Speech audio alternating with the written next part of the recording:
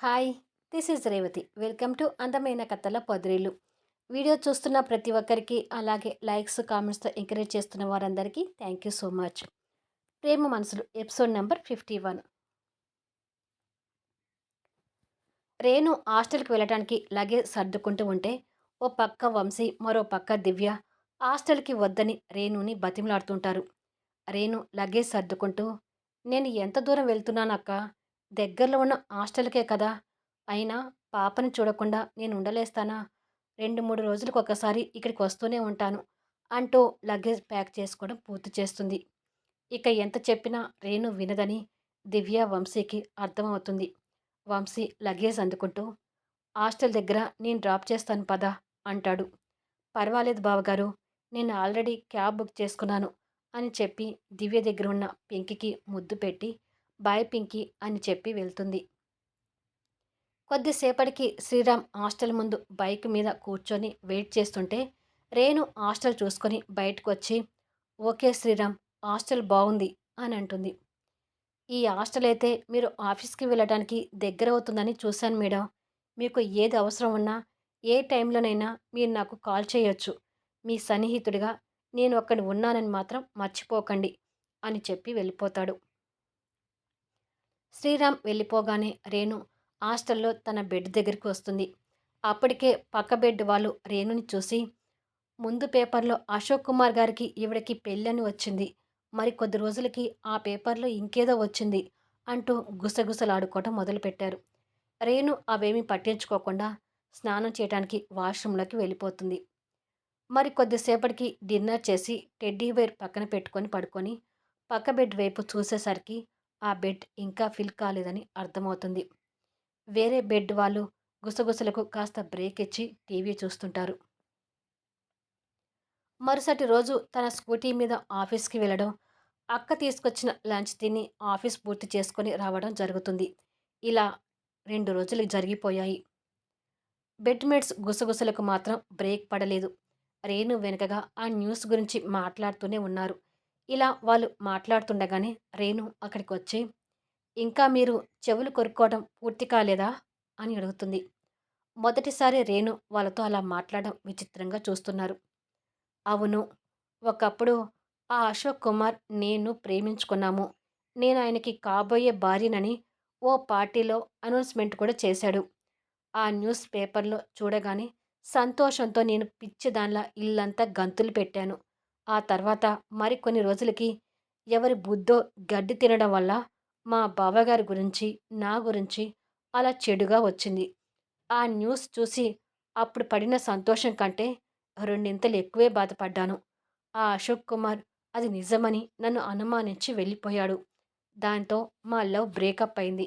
మా బావగారికి నాకు మధ్య ఉన్న అనుబంధం గురించి తెలిసిన వారు ఇలా జరిగినందుకు బాధపడుతున్నారు. తెలియని వాళ్ళు మీలాగే చెవులు కొరుక్కుంటున్నారు. కొంతమంది జీవితాల్లో చీకటి కోణాలు ఉన్నట్టే నా జీవితంలో కూడా ఈ చీకటి కోణం ఏర్పడింది. అంతదాకా ఎందుకు? మీ లైఫ్‌లో ఇలాంటి సమస్యలు లేవంటారా?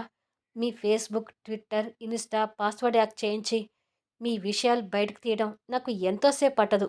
కానీ ఒకరి జీవితంలోకి తొంగి చూసే అలవాటు నాకు లేదు అంటుంది. వాళ్ళు ఆ మాటలు విని తలలు దించుకుంటారు.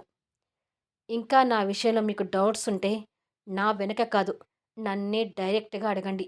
ధైర్యంగా మీకు ఉన్న డౌట్స్‌కి సమాధానం చెప్తాను అని అంటుండగా క్లాప్స్ కొట్టుకుంటూ వావ్! బాగా చెప్పారు అంటూ ఒక అమ్మాయి లగేజ్ బ్యాగ్ భుజానికి తగిలించుకొని అక్కడికొస్తుంది.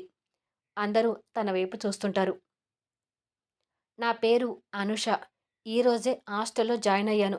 మీ బెడ్ పక్కనే నా బెడ్ అని రేణుకి షేక్ హ్యాండ్ కోసం చెయ్యి ముందుకు చాస్తుంది. రేణు ఆ చేయి వైపు చూసి షేక్ హ్యాండ్ ఇవ్వకుండానే తన బెడ్ దగ్గరికి వెళ్ళి ల్యాప్‌టాప్ ముందు కూర్చుంటుంది. అనుష కూల్‌గా పెదవి విరుచుకొని పక్కన వారిని పరిచయం చేసుకుంటుంది. తర్వాత వాళ్ళు కూడా రేణు దగ్గరికి వెళ్ళి, సారీ మేడం, ఇలాంటి వార్తలు వచ్చినప్పుడు ఇంట్రెస్ట్‌గా మాట్లాడుకోవటం మనుషుల నైజం. మేము కూడా మీ గురించి అలాగే మాట్లాడుకున్నాము. నిజానిజాలు తెలుసుకోకుండా ఇలా మాట్లాడడం మా తప్పే మేడం అంటారు. It's okay. కానీ మీరు నన్ను మేడం అని పిలిచి పెద్దదాన్ని చేయకండి. నేను కూడా మీలాంటి మామూలు అమ్మాయినే. పేరు పెట్టి పిలవండి చాలు అంటుంది రేణు. అందరి మొహాల్లోనూ చిన్న చిరునవ్వు కనిపిస్తుంది. అనుష కూడా వాళ్ళని చిరునవ్వుతో చూస్తుంటుంది. రేణు అనుషకి షేక్ హ్యాండ్ ఇచ్చి, ఇందాక మూడ్ ఆఫ్‌లో ఉండి నీతో చెయ్యి కలపలేదు అని అంటుంది. అనుష నవ్వుతూ థ్యాంక్ యూ అని చెప్తుంది. ఇంతలో అనుషకి మై హార్ట్ బీట్ అనే పేరుతో ఫోన్ కాల్ వస్తుంది. అనుష ఆ నెంబర్ చూసి సంతోషపడుతూ ఎక్స్‌క్యూజ్ మీ అని చెప్పి హాయ్ ప్రకాష్ అంటూ అక్కడి నుంచి వెళ్తుంది. రేణుకి అర్థమై వెళ్తున్న అనుష వైపు చూసి చిరునవ్వు నవ్వుకుంటుంది. అంతలోనే ఆ పెదవుల మీద చిరునవ్వు మాయమై చిన్న బాధ కనిపిస్తుంది.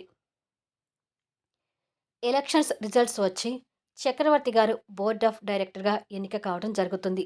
చక్రవర్తి గారు అది అవకాశంగా తీసుకొని వంశీని ఇంకా టార్గెట్ చేయడం మొదలుపెట్టి బిజినెస్లో నష్టాలు తెప్పిస్తుంటాడు. చూస్తుండగానే వంశీ ఆస్తులు కూడా కరుగుతుంటాయి. డబ్బులకు ఇబ్బంది పడే పరిస్థితి ఏర్పడుతుంది. వంశీకి ఫైనాన్స్ ఇవ్వటానికి కూడా ఎవరు ముందుకు రావడం లేదు. కానీ ఒక ఫైనాన్స్ కంపెనీ మేనేజర్ వంశీని పిలిపించి మీకు ఫైనాన్స్ ఇస్తాను అని అంటాడు. అతనికి ఎదురుగా కూర్చున్న వంశీ కాస్త అనుమానంగా చూస్తూ ఇంతకుముందు నేను మిమ్మల్ని ఫైనాన్స్ అడిగినప్పుడు ఇవ్వలేను అన్నారు. మరి ఇప్పుడు ఇస్తానని ఎలా కాల్ చేశారు అని అడుగుతాడు. అతను కాస్త తడబడుతూ అంటే సార్ మాకు కొన్ని రూల్స్ ఉంటాయి కదా! అయినా ఇప్పుడు అవన్నీ ఎందుకు? మీకు ఎంత కావాలో చెప్పండి. ఎంత కావాలంటే అంత ఫైనాన్స్ ఇస్తాము అని అంటాడు.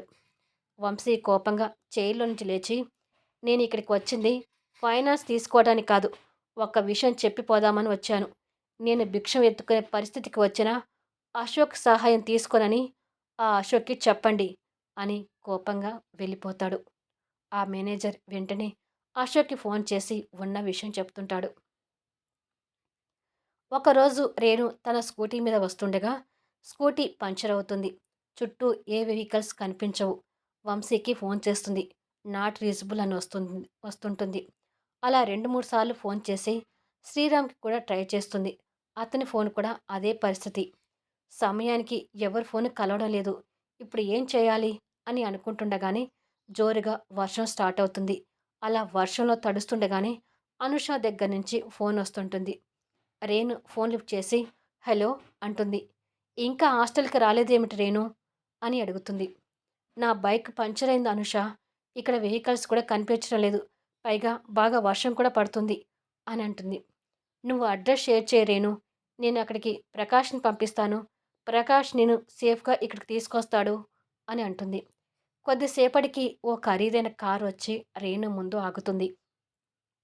ఆ కారులో నుంచి ప్రకాష్ మెకానిక్‌తో కారు దిగుతాడు. Hi madam, I'm Prakash. My darling Anusha మీ బైక్ ట్రబుల్ ఇచ్చిందని చెప్పింది.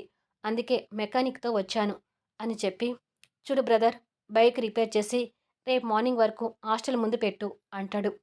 అలాగే సార్ అని అతను బండిని చూస్తుంటాడు. వర్షంలో తడుస్తున్నారు రండి మేడం అని ప్రకాష్ వెనుక సీటు డోర్ తీస్తాడు. రేణు ఆ ఖరీదైన కారు చూసి కాస్త ఆశ్చర్యపోతూనే వెనుక సీట్లోకి వచ్చి కూర్చుంటుంది. ప్రకాష్ కార్ డోర్ వేసి ముందు సీట్లో డ్రైవర్ పక్కన కూర్చొని డ్రైవర్ పోనివ్వు అంటాడు. హాస్టల్ ముందు అనుష వర్షంలో గొడుగు పట్టుకొని వెయిట్ చేస్తుండగానే కారు వచ్చి ఆగుతుంది. రేణు కారు దిగగానే తను తడవకూడదని అనుష గొడుగుతో వచ్చి రేణు పక్కన నిలబడుతుంది. ప్రకాష్ కారు దిగి అనుష నువ్వు మేడంకి ఇంకాస్త ముందు కాల్ చేయాల్సింది. నేను వెళ్ళేసరికి అప్పుడే మేడం తడిచిపోయింది అని అంటాడు. పర్వాలేదులే ప్రకాష్.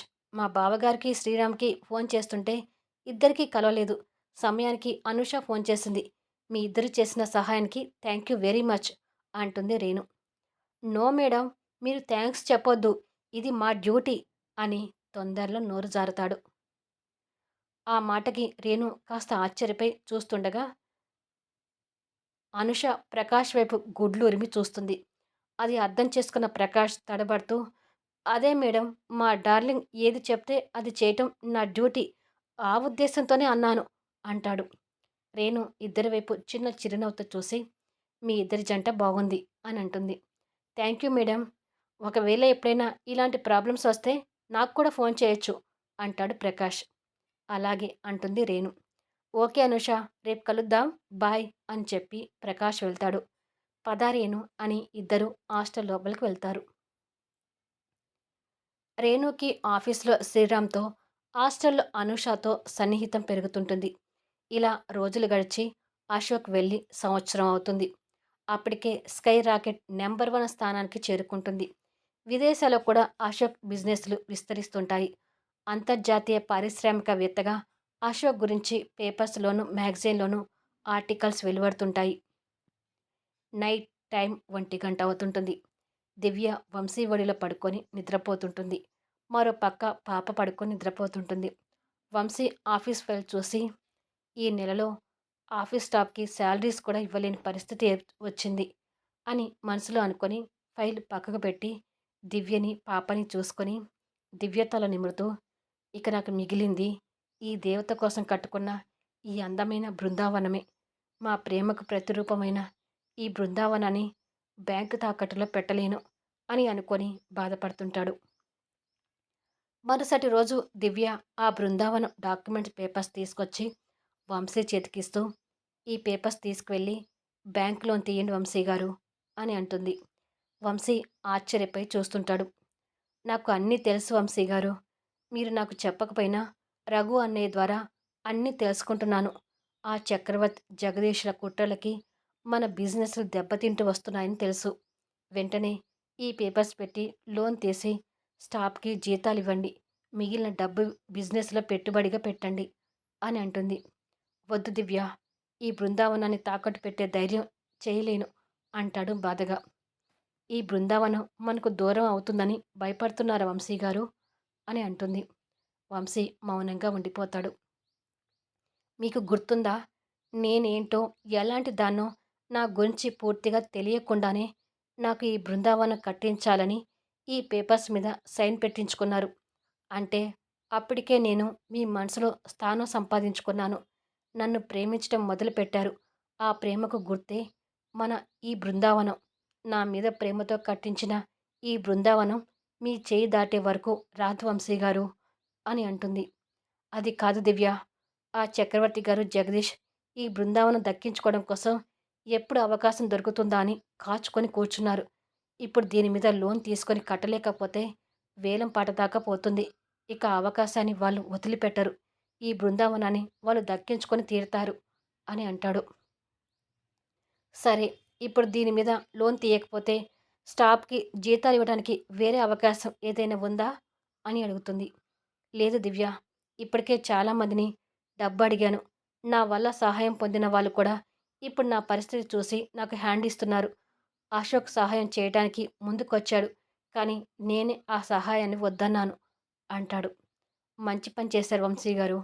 అంతవరకు వస్తే ఈ బృందావనాన్ని వదులుకుందాం గానీ అశోక్ సహాయం మాత్రం తీసుకోవద్దు.